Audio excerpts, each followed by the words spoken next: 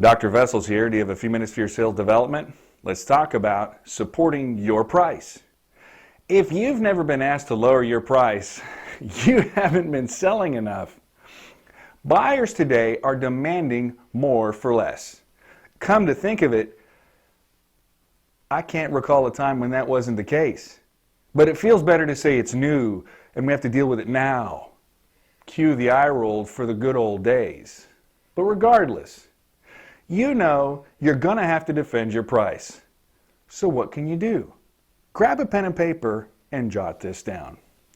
You have two options, and we're going to cover them sequentially so that you can go ahead and apply the best practice. The first option is to emphasize the pain point and have the customer describe the negative consequences of that pain point. The second option is to emphasize the pain point and help the customer quantify the negative consequences. Notice, I didn't give you permission to lower your price. You need your leadership or your co-owners to do that, and if they ask me, I'll tell them to hold off on that. I do not condone quitting and dropping price. Support it. Please just try to do that. It's good for you. It's good for mom. It's good for America. It's your duty as a patriot to support the price. Having the customer describe the negative consequences of the pain point is also really effective, especially when there's a single decision maker that you're working with. The emotional weight tied to verbalizing the many negative consequences of not buying your product or solution can be enough in these situations to spur someone to grab their checkbook. Pay close attention. I said the customer needs to describe them, not you. If you do it, it doesn't count. It only counts if they describe it. They have to make the words. When they make the words, that creates a pile of problems, and relief from that problem at the asking price starts to look pretty darn good. Helping the customer quantify the negative consequences of a pain point takes this up a notch, and it's usually required if you're dealing with a big organization with many different decision makers.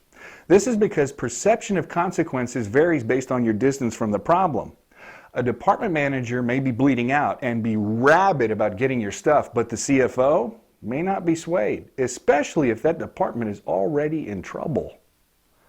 To counteract this, we need to make the pain point and derived problems concrete. We make pain points concrete and real by quantifying them. Everybody understands that a $100,000 problem is a big problem. They may not understand that employee dissatisfaction that causes turnover is a big problem unless we quantify it at $100,000. And there you have the best practice. Put a number on the pain point that your stuff can help solve, and you make that problem real, concrete, and comparable to the cost of your solution. If your solution costs $50,000 and it improves employee satisfaction that customers can easily understand in that case, that they should expect a 2-to-1 payback in year one if it's a $100,000 problem. Notice one more important thing. The customer is making the words and participating in determining the quantitative outcome of that pain point. It's their number. You only help them get that number. They provide the motivation to realize the value, and you can't do that for them. You are not making a claim. They are comparing the price number that you gave them with the pain point number that they derived. The customer makes the value judgment. They decide how much it's worth to them, and usually with the right support from you, they will arrive at a large number and a high value. Helping customers perceive value will increase your win rate, and that's important because the only thing we can't make more of is time. So sell well.